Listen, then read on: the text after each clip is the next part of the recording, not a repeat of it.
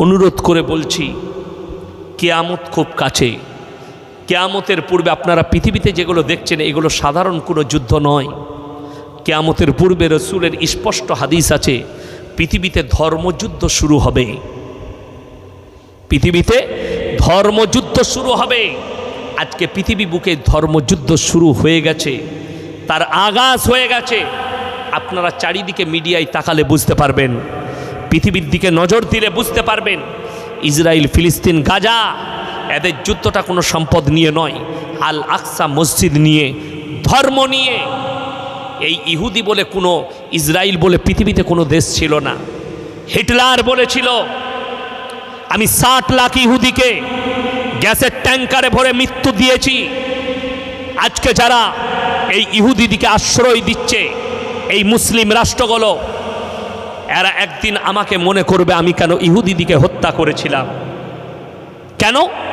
তিনি বলেছিলেন, এই ইহুদিদিকে যদি তোমরা একটু প্রশ্রয় দাও, সুযোগ দাও, ওরা সুযোগ পেলে 1 মিনিটও সময় নেবে না তোমাকে হত্যা করতে। আর কোরআনে আছে, শুনে যান প্রত্যেকটা মুসলিম, পৃথিবীতে ইসলামের চিরশত্রুর নাম হচ্ছে ইহুদি। ইহুদি, গায়রিল মাগজুবি আলাইহিম ওয়ালা দাল্লিন। মাগজুম মানে ইহুদি, আর দাল্লিন মানে হচ্ছে নাসারা। এই দুটো দলই পদভ্রষ্ট, এবং এদের যারা অনুসারী হবে তারাও পদভ্রষ্ট। আল্লাহ এটা কোরআনে বলেছে। সূরা ফাতিহার শেষ আয়াত, যখন তাফসীর খুলবেন, ব্যাখ্যা বিশ্লেষণ খুলবেন, পেয়ে যাবে। ওই জন্যে ইসরায়েল বলে পৃথিবীতে কোনো দেশ ছিল না। ফিলিস্তিনের কাছে, আরব দুনিয়ার কাছে তারা ভিখারির মতো এসেছিল। তখন তারা ওই ফিলিস্তিন, গাজায় ভিক্ষা করে খেত। এই ইহুদিরা সবারই বাড়িতে বাড়িতে ভিক্ষা করে গিয়ে তাদের সংসার চালাত। আজকে তারা গোটা পৃথিবীর মাথার উপরে চেপে বসেছে। পৃথিবীর 57টা মুসলিম রাষ্ট্র, যাদের কাছে সামরিক বাহিনী আছে, যাদের কাছে অস্ত্র আছে, তারা চুপচাপ তাকিয়ে দেখছে। আর ফিলিস্তিন, গাজার নিরীহ মানুষ মারা যাচ্ছে। 42,000 নিরীহ শিশু মারা গেছে। হাদিস সত্য না মিথ্যা বাবা? সত্য। আজকে হাদিসটা শুনে যান। আল্লাহ রসুল সাল্লাল্লাহু আলাইহি সাল্লাম হাদিস বর্ণনা করলেন, খোরাসান থেকে এমন একটা দল বের হবে, যখন মুসলমানদের গণহত্যা শুরু হবে গাজা আর ফিলিস্তিনে, মুসলমানের খোরাসান থেকে, পাহাড় পর্বত, উঁচু নিচু জায়গা থেকে এমন একটা যোদ্ধা বের হবে, যে যোদ্ধার কমান্ডার হবে ইমাম মেহেদী। জোরে বলুন সুবহানাল্লাহ। তারা যখন অত্যাধুনিক অস্ত্র নিয়ে যুদ্ধ করতে শুরু করবে, পৃথিবীর আর কোনো শক্তি দাঁড়িয়ে থাকতে পারবে না। আপনি মনে করছেন আমি খুব ভালো জায়গায় আছি, গোরাপ থানায় বাস করছি, শান্তিতে আছি। গোটা পৃথিবী জড়াবে যুদ্ধে। 3য় বিশ্বযুদ্ধ আসন্ন। প্রত্যেকটা দেশ তার অস্ত্র ভাণ্ডার সাজাচ্ছে। আর 3য় বিশ্বযুদ্ধে গোটা পৃথিবীতে 20 কোটি মুসলমানের প্রাণহানি হবে। সেখানে আপনার আমার নম্বর আছে কিনা আল্লাহ ছাড়া কেউ জানে না।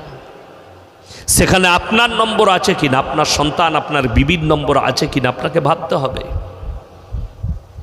আমার ভাই, আমি যেটা বুঝাচ্ছিলাম, যে মদ মুসলমানের জন্য স্পর্শ করা হারাম, কোন মৌলবি হালাল বলে দিল? কিন্তু আল্লাহর হাবিব সাল্লাল্লাহু আলাইহি সাল্লাম খবর এলো, ইয়া রাসূলুল্লাহ, আপনার চাচা যান যেন মৃত্যুর শয্যায় আছেন, মারা যাবেন। আল্লাহর নবী ছুটলেন কার কাছে? চাচার কাছে। চাচার হাতটা টিপে ধরে বললেন, হে আমার চাচা, আপনি একবার খালি কলমাটা পড়ুন, আমি আল্লাহর কাছে আপনার জন্য কেনে কেনে ক্ষমা চাইব। নবীজি চাচার উত্তর কি বেরিয়ে এলো জানেন? হে আমার ভাইপো, আমি যদি বার্ধক্যে কলমা পড়ি, লোকে বলবে মৃত্যু ভয়ে কলমা পড়েছে, আমি কলমা পড়তে পারবো না। আল্লাহ তাআলা আয়াত পাঠালেন, ইন্নাকা লা তাহদি মান আহবাবতা ওয়ালাকিন্নাল্লাহা ইয়াহদি মান ইয়াশা। হে আমার বিশ্ব নবী, পৃথিবীর মানুষকে বলে দাও, হিদায়েতের দপ্তরটা আমার আল্লাহর হাতে, আমি তোমার হাতে হিদায়েত দিইনি। আমার ইচ্ছা নেই তোমার চাচা কলমা পড়তে পারবে না। রসুলের চোখ দিয়ে পানি। আল্লাহ নবী সাল্লাল্লাহু আলাইহি সাল্লামের চাচা যান দুনিয়া ছাড়লেন। এরপরে নবীজির দাড়ি মুবারক ভিজে গেল চোখের পানিতে। চাচা তো কালমা না পড়ে চলে গেল, আল্লাহকে অনুরোধ করলেন, আল্লাহ তুমি আমাকে যতদিন না নিষেধ করবে আমি আমার চাচার জন্য কেঁদে কেঁদে ক্ষমা চাইব। নবীজি চাচার জন্যে কাঁদতে লাগলেন। আমার বন্ধুগণ, আমার ভাই, আল্লাহ তাআলা দুজনকে নসিহত করলেন। কজনকে বললাম? দুজনকে, মুমিনকে এবং নবীকে। নবী এবং মুমিনকে। আল্লাহর কাছে মূল্য দুজনের। কজনের বললাম? দুজনের, মুমিন এবং পয়গম্বর। পয়গম্বররা মাসুম, জান্নাতি, আর মুমিন হচ্ছে আল্লাহর বন্ধু। জোরে বলুন সুবহানাল্লাহ। মুমিন আল্লাহর বন্ধু। ওই জন্য আমার বন্ধুগণ, আমার ভাই, আল্লাহ তাআলা আয়াত পাঠালেন জিবরিল আমিনকে বলে, কি? মা কানা লিন-নবী ওয়াল্লাযীনা আমানু আন ইস্তাগফিরু লিল মুশরিকিন ওয়ালাউ কানু উলি কুরবা। হে আমার নবী এবং মুমিনরা, কান খুলে শুনে নাও, যারা বেঈমান কাফের মুশরিক হয়ে মারা গেছে, বদ্দিন হয়ে মারা গেছে, তাদের জন্য দোয়া করতে পাবে না, যদিও তারা তোমাদের নিকটতম আত্মীয় হয়। নবীজির হাত নেমে গেল, চাচার জন্য আর দোয়া করতে পায়নি। ভাই আপনারা একটু জমে জমে বসে যান, আর পেছনে যারা আসছেন সামনের দিকে এসে জায়গা আছে, এসে বসে যান। ভাই একবার তাকবীর দেবো, এগিয়ে চলে আসুন তো, সামনের জায়গাগুলো পূরণ করুন। নারায়ে তাকবীর। এগিয়ে আসুন, এগিয়ে আসুন, নিজের সামনের জায়গাগুলো একটু পূরণ করে নেন। মাশাআল্লাহ, আপনারা এগিয়ে চলে আসুন না, অনেকটা জায়গা আছে, এগিয়ে আসুন। মাশাআল্লাহ, এগিয়ে আসুন, পেছনের ভাইরা বসতে পারবেন। এগিয়ে চলে আসি। মাশাআল্লাহ, সামনের জায়গাগুলো পূরণ করে নেন। হ্যাঁ মাশাআল্লাহ, এগিয়ে আসুন। জাযাকাল্লাহ, এগিয়ে চলে আসুন। মাশাআল্লাহ, এগিয়ে আসুন। মাশাআল্লাহ, চলুন। কমিটির যারা ভাই আছেন তাদেরকে অনুরোধ করব, আপনারা মানুষগুলোকে সাইজ করে করে বস করান, পেছনে দাঁড়িয়ে থাকেন। যেখানে জায়গা আছে সেই জায়গাগুলো আপনারা বলে বলে পূরণ করা। বারবার স্টেজে ডিস্টার্ব করবেন না, আর দ্বিতীয়বার বলবেন না আমার কাছে। আর দ্বিতীয়বার যেন আমি এই কথা না শুনি যে এগিয়ে বসতে বলুন। যার মন যাবে সে জায়গা খুঁজে বসে যাবে। বারবার এগিয়ে বসা। 1 কুইন্টালের মৌলবীকে দাওয়াত দিয়ে এত ছোট জায়গা করেছেন কেন? কথাটা বুঝতে পারেননি? বড় জায়গা করতে হতো। যাই হোক, আপনারা জমে জমে বসুন, তাইলেই হবে। তো আমি যেটা বলছিলাম, নবীজিকে নিষেধ করলেন। আপনারা বলুন, আমি আর কোন ক্ষেতের মূলি আমরা মৌলবীরা হুজুররা, যে আপনি আমাকে বলছেন দোয়া করে গাঁজাখোরকে, মাতালকে আর সুদখোর, যে জীবনটা সুদের ওপরে কাটালো, তাকে আপনি কি করে জান্নাতে পাঠাবেন? ইমানদারের সঙ্গে বলুন।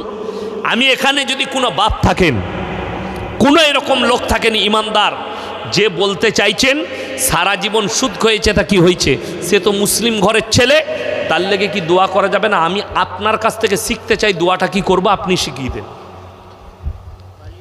আপনি আমাকে শিখিয়ে দেন দোয়াটা কি করব, আল্লাহকে কি বলবো আমি তাকে? আল্লাহ সারা জীবন গাঁজা মদ খেয়েছে, মজের ভাঁটিতে ছিল, আমাকে যখন দেশি মুরগি খাইয়েছে আর 5,000 টাকা দিয়েছে, একে জান্নাতে দিতেই হবে। তো সে হুজুর আগে মার খাবে না? খাবে না? সে আগে খাবে।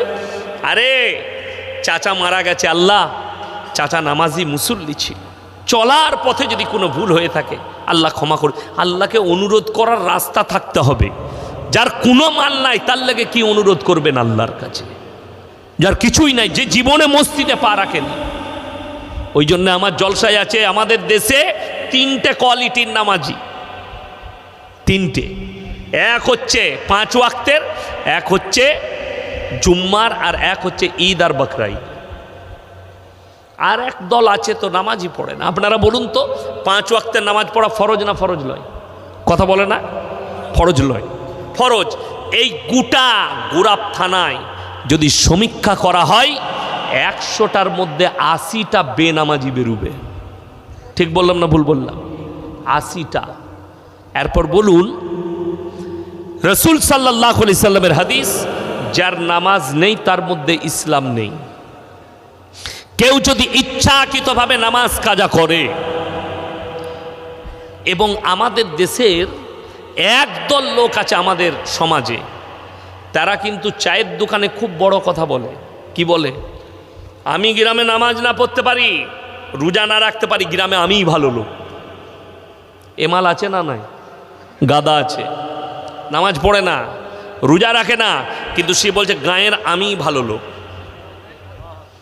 আমার এলাকায় গলসি থানায় একটা গ্রামে ইমানদার কাকে বলে শুনেলে, একজন চাষি লোক মুসলিমদের, তার এখন গায়ের বাছুর খোলা আছে, সে মসজিদে ঢুকে গেছে বাছুরটা। তো মুয়াজ্জিন সাহেব যিনি আছেন তিনি বাছুরটাকে খেদারে বার করেছে। তো সেই চাষিকে বলছে, তুমি তোমার গরুটা বাঁধতে পারো না, মসজিদে ঢুকে গেছে। কি উত্তর দিয়েছে জানেন? বলছে তোমার বুদ্ধি নেই, এটা অবলা জন্তু বলে ঢুকেছে, আমাকে কোনোদিন দেখেছিস মসজিদে ঢুকেছি? কথাটা বুঝতে পারেননি? তাহলে ও কিরকম জন্তু বুঝেলেন? ও জীবনে মসজিদে ঢুকে না, গর্ব করে বলছে যে গরুটা ঢুকেছে ওটা অবলা জন্তু বলে, আমাকে কোনোদিন দেখেছিস তুই আমি মসজিদে ঢুকেছি? মানে জীবনে নামাজ পড়ে না। নাউজুবিল্লাহ। আপনি ভেবে দেখুন, আমি কোরআন শোনাব। যারা গর্ব করে বলে আমি নামাজ পড়ি না, রোজা রাখি না, অথচ আমি গ্রামের ভালো লোক, আমি ভদ্রলোক, তারা আমার এই কোরআনের আয়াতটা ভালো করে শুনবেন। তাদের চোখের পানি ফেলা দরকার, আপনার চোখ দিয়ে পানি আসবে। এই বেনামাজিরা কিভাবে জাহান্নামে যাবে? আল্লাহ কোরআনে বললেন দুটো রাস্তা কিয়ামতের দিনে, একটা জান্নাত, একটা জাহান্নামের। দুটো রাস্তা। জান্নাতীরা জান্নাতের রাস্তায় যখন প্রবেশ করবে, আর জাহান্নামীরা জাহান্নামের রাস্তায় যাবে। আমার আল্লাহ কোরআনে বললেন, কি বললেন? জান্নাতীরা প্রশ্ন ছুড়বে জাহান্নামী দিওকে, ফি জান্নাতি ইয়াতাসাআলুনা আনিল মুজরিমিনা মা সালাকাকুম ফি সাকার। তোমরা কেন জাহান্নামে যাচ্ছ? এই দাঁড়াও, তুমি তো বলতে ভালো লোক, তুমি বলতে ভদ্রলোক। কোরআন বলছে তারা এক নম্বর উত্তর যেটা দিবে সেটা মারাত্মক ডেঞ্জার উত্তর। কারা? সেই জাহান্নামীরা। তারা দুঃখ প্রকাশ করে বলবে, ক্বালু লাম নাকু মিনাল মুসাল্লিন, আমরা নামাজি মুসল্লিদের মধ্যে ছিলাম না। হাত তুলে বলুন না সবাই 5 ওয়াক্তের নামাজি হব, জোরে বলুন না ইনশাল্লাহ। হাত তুলে জোরে বলুন ইনশাল্লাহ। নামাজ কেউ ইচ্ছাকৃতভাবে ছাড়বেন না। আপনি মাঠে আছেন, পবিত্র আছেন, গায়ে গেঞ্জি আছে, টুপিটা নাই, উজু করার পানি আছে, জোহর হয়ে গেছে, মুনিস লাগানো আছে, আপনি উজি করে এলের মাথায় যদি পবিত্র থাকে জায়গাটা, আপনি নামাজ পড়েলেন গামছা বিছিয়ে, নামাজটা আদায় করলেন, আপনার নামাজ হয়ে যাবে। টুপি ছাড়া, টুপিটা নাই, নামাজ হয়ে যাবে। টুপি সুন্নাত।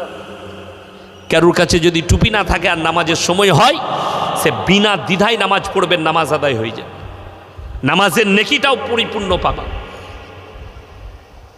ইচ্ছাকৃত নয়, নাই আপনি পড়লেন না। আমার মুসলমান ভাই, এরা প্রথম উত্তর দিবে ক্বালু লাম নাকু মিনাল মুসাল্লিন, আমরা মুসল্লিদের মধ্যে ছিলাম না। ওয়া লাম নাকু নুতিমুল মিসকিন, আর আমরা মিসকিনকে খানা খাওয়াইতাম না, তাই আল্লাহ আমাদেরকে জাহান্নামে পাঠিয়েছে।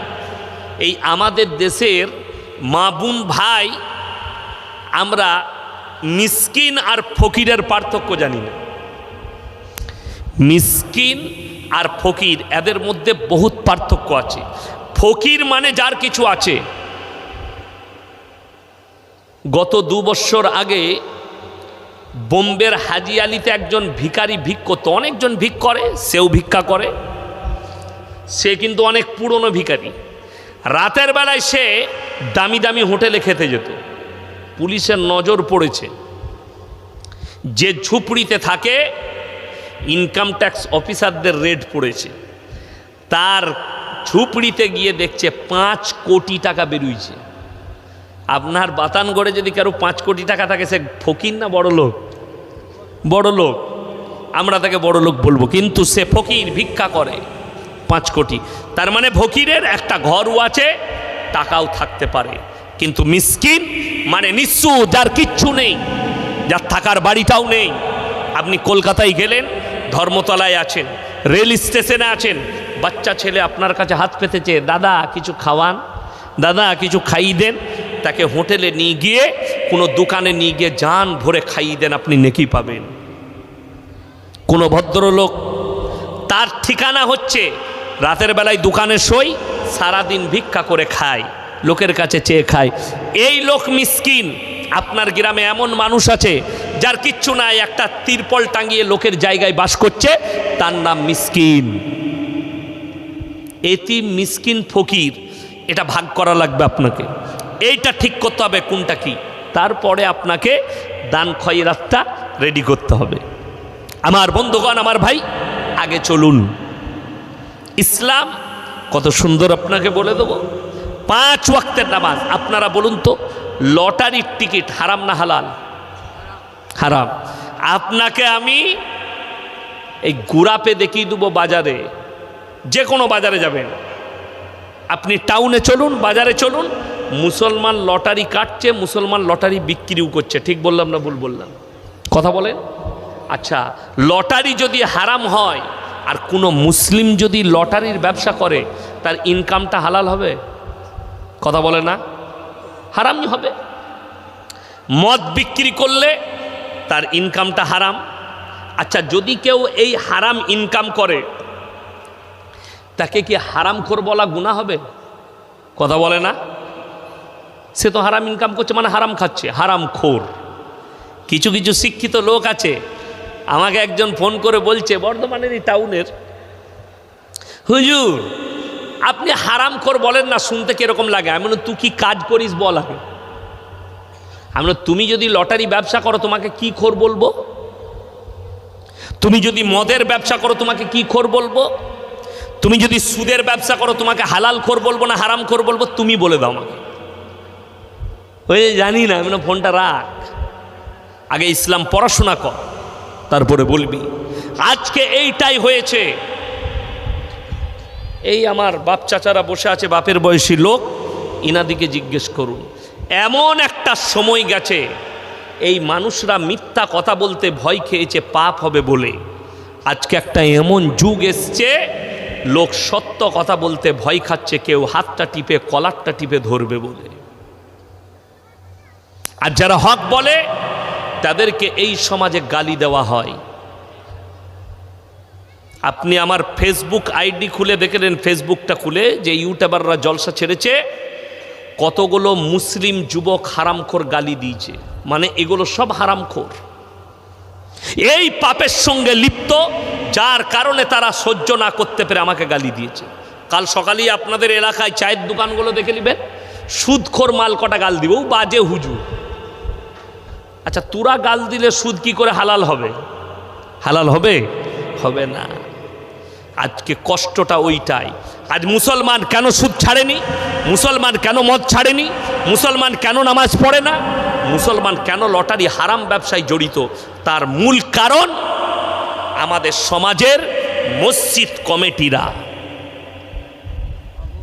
ইমামকে পাওয়ার দেয় না।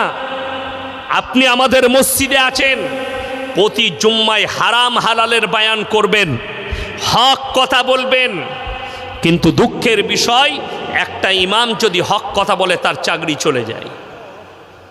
একটা ইমাম যদি সুদের বয়ান করে, গ্রামের সুদখোররা তার পেছনে লাগে। আজকে কিন্তু আমার চাকরি যাবার ভয় নাই। ভয় আছে না? আমাকে যদি কমিটির লোক বলে, হুজুর এত কড়া বয়ান করবেন, আমার গাড়ি রেডি আছে, নামবো, পালামো, পয়সা ফেক, তামাশা দে। আবার যেখানে আইব এই কথাই বলবো, লিতে পারিস তা লিবি, না হলে লিস না। বড় কষ্ট লাগে।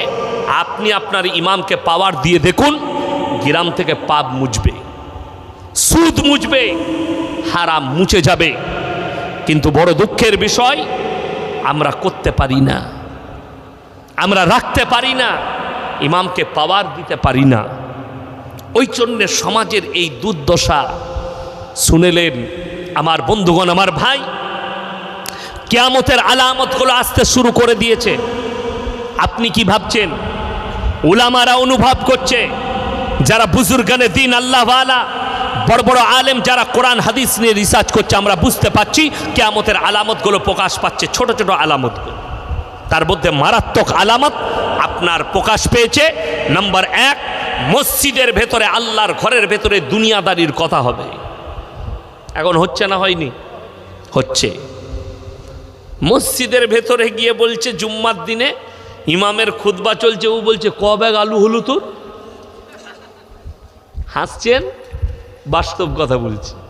মসজিদের ভেতরে ধানের হিসেব করছে, মসজিদের ভেতরে ব্যবসার হিসেব করছে, এটা কিয়ামতের আলামত। নম্বর 2, তোমরা সমাজের বুকে দেখতে পাবে মানুষ হিংস্র প্রাণীর থেকেও খারাপ হবে। আল্লাহ রসুল সাল্লাল্লাহু আলাইহি সাল্লাম হাদিস বর্ণনা করেছেন। নাম্বার 3, মেয়েরা মহিলারা পোশাক তো পরবে, তারপরও তারা উলঙ্গ অবস্থায় থাকবে, বেপরদা। নাম্বার 4, পুরুষরা নারীদের রূপ ধারণ করবে, নারীরা পুরুষের রূপ ধারণ করবে। নাম্বার 5, বর্বরতার যুগের পাপগুলো তোমাদের চোখের সামনে মডেলিং হয়ে ফিরে চলে আসবে। যদি বলেন হুজুর আমরা তো বুঝতে পারছি না, দেখুন আপনাকে বলে দিই, সবাই বলুন দ্বীনি শিক্ষা অর্জন করা কি ফরজ? তো আমি বলে যাচ্ছি গোটা গুরাত থানায় 100টা নারী পুরুষের মধ্যে 80 জনের কাছে দ্বীনি শিক্ষা নাই। দ্বীনি শিক্ষা মানে কি? কতটা? মৌলবি হতে হবে, হাফেজ হতে হবে, মুফতিকারী হতে হবে না। দ্বীনি শিক্ষা অতটা অর্জন করতে হবে যতটা করলে আপনি হারাম হালাল জানতে পারেন, দিন বদ্দিন জানতে পারেন, শিরক বেদাত জানতে পারেন, কুফরি জানতে পারেন। বেঈমান কাফেররা আপনার কাছে যে জালটা ছুটছে, চারিদিকে ঘেরছে, ওই জালটা যেন আপনি ইলমের দ্বারা দেখতে পান। আমাদের বর্ধমান বীরভূমের ছেলেরা ডাম্পার চালায়, বালির গাড়ি চালায়, পাথরের গাড়ি চালায়, বালি লোড করেছে কিংবা পাথর লোড করেছে, যেমনি হাই রোডে উঠলো হোটেলে দাঁড়িয়ে গেল, মুসলিমদের ছেলে। শুনেন কেন দ্বীনি শিক্ষা অর্জন করা ফরজ। হোটেলে ঢুকিয়েই বলছে ভাই মদ দে, 2 বোতল মদ খাওয়া হয়ে গেল। এরপরে হোটেলের কর্মচারীকে বলছে ভাই মুরগির মাংস আর রুটি নিয়ে আয়। সে বেচারা যখন মুরগির মাংস আর রুটি এনেছে তখন তাকে জিজ্ঞেস করছে মুরগিটা জবাই না কাটা? আমরা মার হারাম করকে জুতো করে। আচ্ছা যে মদ খেলো তার আর এটা জেনে লাভ আছে? কথা বলেন, কাটার গোটা শুনেলেন। আপনারা মনে ভাববেন না ইয়াসিন ভাইকে দাওয়াত দেন আর আমার আব্বাকে আর যে কোনো বাপের বাটা হুজুরকে। দোয়া কবুলিয়াতের জন্য আপনি যেখানে দোয়া করেন, আল্লাহর ঘরে, কাবা ঘরে, মসজিদে, যে জায়গায় দোয়া করবেন, দোয়া কবুলিয়াতের জন্য প্রথম শর্ত হচ্ছে হালাল খাবার। হালাল খাবার খেতে হবে, তবে দোয়া কবুল হবে, না হলে দোয়া কবুল হবে না। কিন্তু বড় কষ্টের বিষয়, এই ছেলে এ মদকে হালাল ভেবে আর মনে করেছে আমি মুরগি খেতে গেলে আমাকে জবাইটাই খেতে হবে। আপনি হোটেলের যে কোনো জায়গায় যান, কলকাতায় গেছেন, দিল্লি, বোম্বাই, হায়দ্রাবাদ গেছেন, যেখানে যান, আপনি যদি কোনো হোটেলে খেতে যান আপনাকে জিজ্ঞেস করতে হবে না? হবে না? দাদা মুরগিটা জবাই না কাটা? করতে হবে না? করতে হবে। কেন? আপনার জন্য শর্ত হচ্ছে হালাল খাবার, আপনাকে জিজ্ঞেস করতে হবে। তো আপনি এটা বুঝে গেলেন আমাকে জবাই করা মাংস খেতে হবে। সকালবেলায় উঠে আপনি আপনার বাজারে গেছেন, গিয়ে বলছেন রাত্রে জলসা শুনেছি 1 কেজি জবাই করা মাংস দে। কিনছেন জবাই করা মাংস, কিন্তু টাকাটা আবার সুদের টাকা, সেই একই মাল দাঁড়িয়ে গেল। কথা বুঝাতে পারলাম? টাকাটা হারাম, খাবারটা হারাম হয়ে গেল। আমার বন্ধুগণ, লটারি কেন হারাম? সকলে বলুন রুজির মালিককে, ভাগ্যের মালিককে আল্লাহ। আমাদের মুসলমান কত নিকৃষ্ট বলে দিই। ভাগ্যের মালিক যদি আল্লাহ হয়, এই লটারির দোকানে গিয়ে কি বলছে জানেন? আমাকে 4-এর ঘরটা দে, ওটা আমার লাকি নম্বর। বলে না? বলে না? এইটার কারণে তোমার ঈমান চলে গেল। একটা কাগজকে ভাগ্যের মালিক মনে করেছো। আমার ভাই, আমার মতো 100টা মৌলবি ধরা পড়বে, 100টা হুজুর ধরা পড়বে কিয়ামতের দিনে। সমাজকে ধোঁকা দিয়েছ, প্রতারণা করেছো, প্রবঞ্চনা করেছো। মুসলমান কতটা নিকৃষ্ট আপনারা মোবাইলে নিশ্চয় দেখেছেন অনেকে। বাংলাদেশের এক চাচা লটারির টিকিট কেটেছে, মুখে দাড়িও আছে, মাথায় টুপিও আছে, মসজিদে ঢুকে বলছে আল্লাহ গো, 1 ঘর কেটেছি আল্লাহ, 1 কোটি ফেলি দিও, আমি জীবন আর তোমার ঘর থেকে বেরোবো না। জোরে বলুন নাউজুবিল্লাহ।